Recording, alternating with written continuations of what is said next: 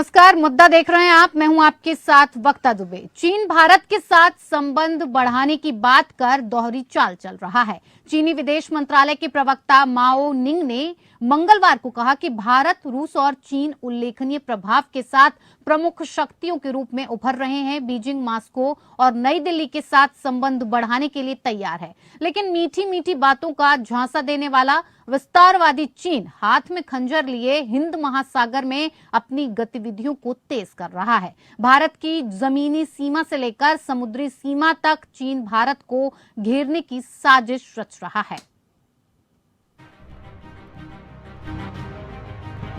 चीन ने एक बार फिर हिंदी चीनी भाई भाई के अंदाज में भारत के साथ दोस्ती की बात कही है। चीनी विदेश मंत्रालय के प्रवक्ता माओ निंग ने मंगलवार को कहा कि भारत, रूस और चीन उल्लेखनीय प्रभाव के साथ प्रमुख शक्तियों के रूप में उभर रहे हैं। बीजिंग, मॉस्को और नई दिल्ली के साथ संबंध बनाने के लिए तैयार है। रूस की नई विदेश नीति अवधारणा के बारे में सवाल का जवाब देते हुए माओ ने कहा, चीन, रूस और भारत उल्लेखनीय प्रभाव वाले सभी उभरते हुए प्रमुख देश हैं। जैसा कि अंतर्राष्ट्रीय और क्षेत्रीय परिदृश्य गहन और जटिल परिवर्तनों का सामना कर रहा है, हम मजबूत करने के लिए तैयार हैं। दरअसल चीन भारत के साथ संबंध बढ़ाने की बात कर दोहरी चाल चल रहा है। मीठी मीठी बातों का झांसा देने वाला विस्तारवादी चीन हाथ में खंजर लिए हिंद महासागर में अपनी गतिविधियों को तेज कर रहा है। ड्रैगन ने हिंद महासागर में कुछ ऐसे लोकेशंस की लिस्ट तैयार की है जहां महासागर रिसर्च जहाजों के लिए रेगुलर दौरे किए जाएंगे। इसमें दक्षिण चीन सागर के विवादित इलाके भी हैं। चीन पूर्वी हिंद महासागर का सर्वे क्यों करना चाहता है, उसके इरादे क्या हैं, ये अभी साफ नहीं है। लेकिन चीन के खराब रिकॉर्ड बता रहे हैं कि वो इस इलाके में साजिश का ताना बाना बुनना चाहता है, जो भारत समेत कई देशों की सुरक्षा के लिहाज से चिंता पैदा कर रहा है। चीन की ओर से अंडमान निकोबार की निगरानी की वजह से पहले ही तनाव बढ़ा हुआ है। अब चीन का ये हथकंडा सोचने पर मजबूर कर रहा है कि कहीं चीन रिसर्च की आड़ में कोई सैन्य गतिविधि तो नहीं करना चाहता।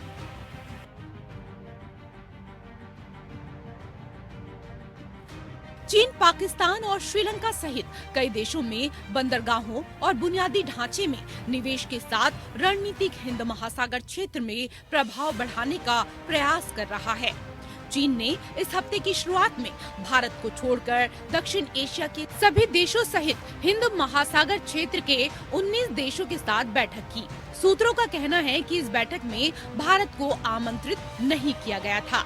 यह बैठक रणनीतिक समुद्री क्षेत्र और प्रमुख समुद्री व्यापार मार्ग में बीजिंग के बढ़ते प्रभाव को ताजा संकेत है। चीन का उद्देश्य साफ तौर पर हिंद महासागर क्षेत्र में भारत के मजबूत प्रभाव का मुकाबला करने का है, जहां हिंद महासागर रिम एसोसिएशन जैसे भारत समर्थित संगठन ने मजबूत जड़ें जमा ली हैं, जिसके 23 देश सदस्य हैं। साफ है, चीन भले ही भारत के साथ संबंधों को मजबूत बनाने का बयान देकर नई चाल चल रहा है। एक और चीन दोस्ती का राग अलापता है, वहीं सीमा पर साजिश की रणनीति बनाता है। चीन की इस दोहरी चाल को न्यू इंडिया अच्छी तरह से समझता है। हाल ही में भारतीय पत्रकार को चीन का वीजा नहीं देना चीन की दोहरी मानसिकता को बताता है। सीमा पर तनाव के बीच अब चीन ने नई चाल चली है। ड्रैगन ने चीन में काम कर रहे 2 भारतीय पत्रकारों का वीजा फ्रीज कर दिया। दोनों पत्रकार छुट्टी पर भारत आए थे और जब वापस जाने लगे तो उन्हें चीन ने प्रवेश देने से इनकार कर दिया। चीन ने ये कदम भारत सरकार के उस फैसले के बाद उठाया है जिसमें भारतीय विदेश मंत्रालय ने एक चीनी पत्रकार को देश छोड़ने के लिए कहा था। जाहिर है, चीन के किसी बात पर भरोसा नहीं किया जा सकता। यही वजह है कि भारत चीन के हर कदम पर सतर्क नजरें रखा हुआ है और चीन की हर चाल का जवाब देने के लिए तैयार है। इसी तैयारी के रूप में चीन से निपटने के लिए भारत ने अमेरिका से बड़ी डील की है। अमेरिका से हेल फायर मिसाइलें और MK-54 लाइट वेट टॉरपीडो की खरीद को लेकर चल रही बातचीत अंतिम चरण में है। इसी मिसाइल का इस्तेमाल करते हुए अमेरिकी सेना ने अगस्त 2022 में अल-कायदा के सरगना अल जवाहिरी को ढेर कर दिया था। वहीं MK-54 लाइट वेट टॉर्पीडो प्राथमिकी एंटी सबमरीन वॉरफेयर हथियार है। चीन से बढ़ते गतिरोध को देखते हुए भारत अमेरिका से MQ-9B प्रीडेटर ड्रोन भी खरीदने की तैयारी कर रहा है। चीन से बढ़ते गतिरोध को देखते हुए भारत अमेरिका से MQ-9B प्रीडेटर ड्रोन भी खरीदने की तैयारी कर रहा है। एक रिपोर्ट के मुताबिक अमेरिका जल्द ही भारत को अपना हमलावर ड्रोन MQ-9B दे सकता है। अमेरिका से मिलने वाले इस 30 ड्रोन को भारत की राष्ट्रीय सुरक्षा और रक्षा जरूरतों की दृष्टि से महत्वपूर्ण बताया जा रहा है। इस ड्रोन की मदद से भारत चीन से लगी सीमा LAC और हिंद महासागर के अलावा पूरे निगरानी तंत्र को मजबूत कर पाएगा।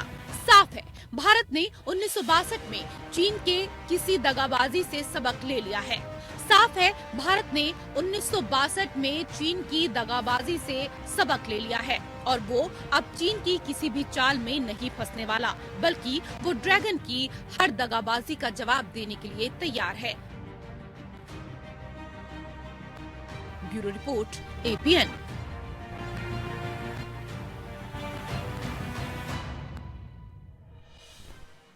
इसी पर ज्यादा बातचीत के लिए खास मेहमान हमारे साथ जुड़ चुके हैं, जिनसे मैं आपका परिचय करवा देती हूं। प्रकाश शाह, पूर्व राजनयिक, हमारे साथ जुड़ चुके हैं। सर, आपका बहुत स्वागत है। Retired lieutenant colonel JS Sodhi, रक्षा विशेषज्ञ, भी हमारे साथ जुड़ चुके हैं। आप दोनों का ही बहुत बहुत स्वागत है। शुरुआत प्रकाश जी मैं आपसे करना चाहूंगी। लगातार चीन मीठी मीठी बातें करता रहता है, लगातार झांसा देने का और विस्तारवादी अपनी नीति को अपनाने का जो उसका ये जो पूरा पैंतरा है, इससे कहीं ना कहीं साजिश की बू लगातार आ रही है। जब अंतर्राष्ट्रीय तौर पर, अंतर्राष्ट्रीय स्तर पर वो बैठता है और चीन और भारत आमने सामने होते हैं तो रिश्ते को मजबूत करने की बात करता है, लेकिन पीछे ही पीछे वो खंजर लेकर भारत को मारने के लिए दौड़ने की जो साजिश है, उसे पूरी तरह से रणनीति के तौर पर उसे पेश करने की कोशिश करता है। इसे क्या चीन की दोहरी साजिश या दोहरी चाल समझा जाए? देखिए, चीन को और पाकिस्तान वालों को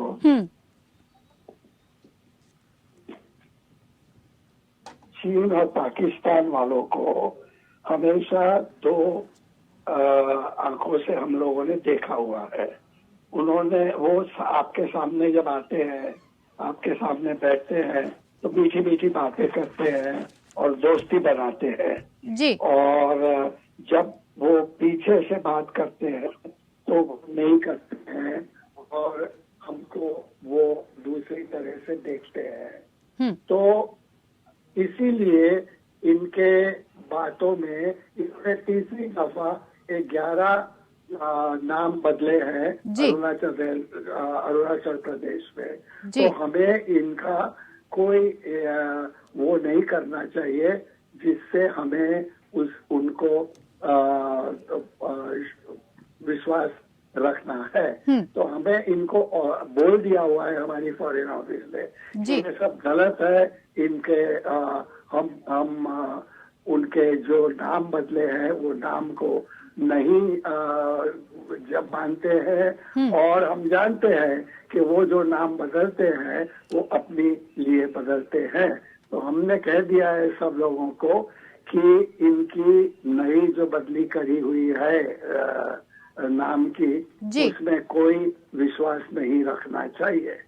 उसमें हमको देखना है कि अभी क्या दूसरी दफा उन्होंने जाके रशिया के साथ दोस्ती बनाई है और उसमें कहा हुआ है कि रशिया, हिंदुस्तान और चाइना तीनों की दोस्ती होगी। तो इसमें हमने देखना है, हमारी सरकार ने देखना है उनके साथ कि कितना सच है और कितना झूठ है। अभी इनकी जो नीति है वो नीति हम थोड़े दिन के लिए नहीं करना चाहते हैं। इनकी नीति जो है उनको हम बहुत लंबा अरसा से बात करेंगे और उस नीति में हम इनको देखते रहेंगे कि कहाँ तक वो आगे जा रहे हैं। जी प्रकाश जी, जयेश थोड़ी जी आपसे जानना चाहेंगी कि जिस हिसाब से चीन की जो हरकतें हैं वो लगातार हम देखते आ रहे हैं, एक बार नहीं, दो बार नहीं, तीन बार नहीं, कई बार वो ऐसी हरकतें करता रहा है और अब उसकी आदत सी हो गई है कि चीन इस तरह की रणनीति को लेकर हमेशा से भारत को घेरने की तैयारी करता है। भारत ने भी इसका जवाब कई बार दिया है, इस बार भी जवाब देने की तैयारी भारत ने जिस हिसाब से की है उसे आप किस हिसाब से देखते हैं? अमेरिका से डील होना, राइफल्स मंगाना, MK-54 लाइट वेट टारपीडो खरीदना, हेल फायर मिसाइल्स को लाना, ये क्या चीन को रोकने में एक कामयाब कदम साबित होगा? जय हिंद वक्ता जी। ये मेरा सौभाग्य है कि मैं आपके न्यूज चैनल और विख्यात को पैनलिस्ट के साथ हूँ। 1998 में भारत के तब के रक्षा मंत्री जॉर्ज फर्नांडिस ने कहा था कि भारत का नंबर 1 दुश्मन चीन है, लेकिन उनके ऊपर इतना राजनीतिक दबाव आया कि 5 साल बाद 2003 में श्री जॉर्ज फर्नांडिस को अपना यह बयान वापस देना पड़ा। आज अगर हम पीछे मुड़ के देखें तो श्री जॉर्ज फर्नांडिस का यह बयान बिल्कुल सही था कि भारत का नंबर 1 दुश्मन चीन है। हम चीन और पाकिस्तान ऐसे दो देश हैं जिसके ऊपर भारत नींद में भी भरोसा नहीं कर सकता है, क्योंकि जब जब भारत ने पाकिस्तान और चीन पे भरोसा किया है, इन दोनों देशों ने भारत की पीठ पे छुरा ही घोंपा है। भारत के अमेरिका के साथ पिछले कुछ सालों में बहुत अच्छे रिश्ते हो चुके हैं और हाल में ही हमने 4 अहम समझौते हस्ताक्षर किए अमेरिका के साथ, जिसमें हमारा रक्षा कॉपरेशन, इंटेलिजेंस शेयरिंग, तो ये सारी चीजें अब अमेरिका के साथ भारत मिल चुका है। और क्योंकि सबसे बड़ी चीज है वक्ता जी कि अमेरिका जान चुका है कि यदि पूरी दुनिया में कोई ऐसा देश है जो कि चीन के विस्तारवाद को रोक सकता है, वो सिर्फ भारत है। और इसीलिए अमेरिका हर अंतर्राष्ट्रीय फोरम में भारत की अगुवाई करता है, भारत की सराहना करता है, I2U2 हो चाहे क्वाड हो। चीन भी जानता है कि पूरे एशिया में या हिंद प्रशांत इलाके में अगर कोई देश उसका विस्तारवाद रोक सकता है तो वो भारत है। इसलिए वो बार बार भारत के ऊपर आक्रामक रवैया करता है। कभी अरुणाचल प्रदेश के नाम बदल देगा, कभी उसके जवान तवांग में आ जाएंगे, जो डोकला में हुआ, जो गलवान में हुआ, हम सारे जानते हैं जी। तो भारत को चीन से तो खतरा है ही है। मैं एक आखिरी टिप्पणी करना चाहूंगा वक्ता जी, ये निश्चित है कि 2027 से पहले चीन ताइवान के ऊपर युद्ध करेगा। अगर किसी कारण से चीन ताइवान के ऊपर युद्ध नहीं कर पाता, क्योंकि अमेरिका चीन और ताइवान के बीच में ढाल बनकर खड़ा हो चुका है, तो वो भारत पे युद्ध करेगा, क्योंकि भारत पे युद्ध करना चीन के लिए अहम होगा। इसका मुख्य कारण ये कि 2027 में अगला चीनी राष्ट्रपति चुनाव है, जिसमें शी जिनपिंग चौथी बारी अपने दावेदारी पेश करेंगे राष्ट्रपति बनने के लिए। तब उन्हें चीन के नागरिकों को दिखाना पड़ेगा कि उन्होंने ऐसा बड़ा क्या किया चीन के लिए कि वो चौथी बार राष्ट्रपति बनने के हकदार हैं। तो अगले 4 साल भारत के लिए बहुत अहम है और हम जैसे अपनी सैनिक शक्ति बढ़ा रहे हैं, इसको हमने आगे करते रहना है, क्योंकि अगले 4 साल में चीन कोई बड़ी कार्रवाई जरूर करेगा। जी प्रकाश जी, जिस हिसाब से चीन का मुद्दा लगातार सामने आ रहा है, उस पे ये कहा जा सकता है कि सीमा विवाद को लाकर अभी जो सीमा विवाद चल रहा है, जो तनाव चल रहा है, उसको देखते हुए चीन ने जो भारतीय 2 पत्रकार थे उनके वीजा को फ्रीज कर दिया है। तो क्या ये माना जाए ये चीन की झटपटाहट है, जिस हिसाब से भारत ने तैयारी कर रखी है चीन को सबक सिखाने के लिए, इसीलिए अब भारतीय पत्रकारों से भी चीन को कहीं ना कहीं डर सता रहा है?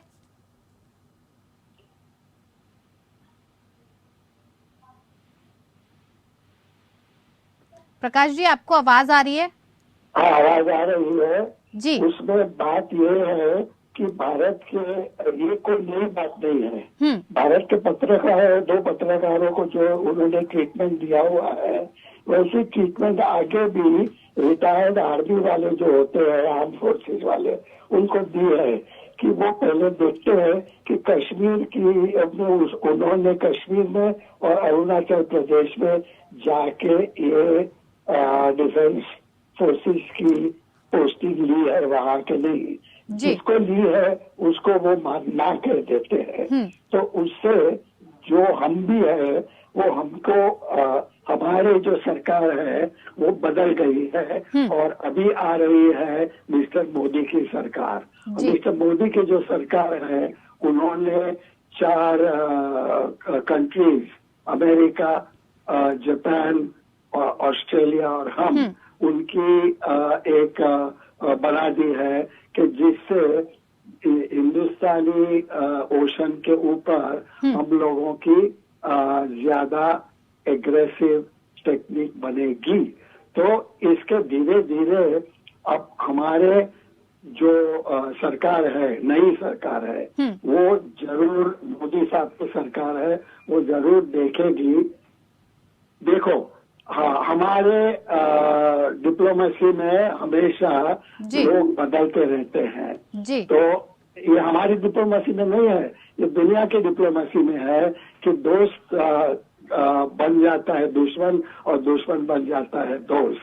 तो हम लोगों को देखना पड़ता है कि उनकी चीनी की जो दोस्ती बना रहे थे जवाहरलाल नेहरू के टाइम पे, वो अभी बहुत उन्होंने जवाहरलाल नेहरू की वो ली है, दोस्ती ली है, और लेकिन उनके साथ वो हमेशा वो करते रहते हैं, झगड़ा करते रहते हैं। तो ये सब हमारे देखते हैं। उन्होंने 4 नेशन की हमारी आप देख ले तो जैसे उन्होंने वो बनाई है, सरकार बनी है, तो उन्होंने अगल बगल के हमारे देश के उन्होंने प्राइम मिनिस्टर जो चीफ है उनको सबको बुलाया था अपने लिए। तो वो दिखाई पड़ता है कि उनकी जो फॉरेन पॉलिसी है वो फॉरेन पॉलिसी में उन्होंने गलत वो करा हुआ है जी प्रकाश जी। नॉन अलाइन जो है वो नहीं रही है हमारी, और हम उसके बाद जो देखे तो उन्होंने ये 4 नेशन जो इसमें से 3 जो है वो नॉन अलाइन नहीं थे, उनके साथ दोस्ती बना ली है और जी उनके प्रकाश साथ जी हमारा जी प्रकाश जी जी सोडी जी, जाते जाते आपसे भी एक सवाल जानना चाहेंगे, लेकिन कम शब्दों में आप जवाब और जल्दी से दे दीजिएगा कि जिस हिसाब से हिंद महासागर में भी चीन ने अपनी जो कोशिशें हैं उनको अंजाम देना शुरू कर दिया है, इसके पीछे क्या कारण समझा जाए और क्या इरादे समझा जाए? आखिर जो सर्वे करने का तरीका है चीन का, क्यों कर रहा है वो?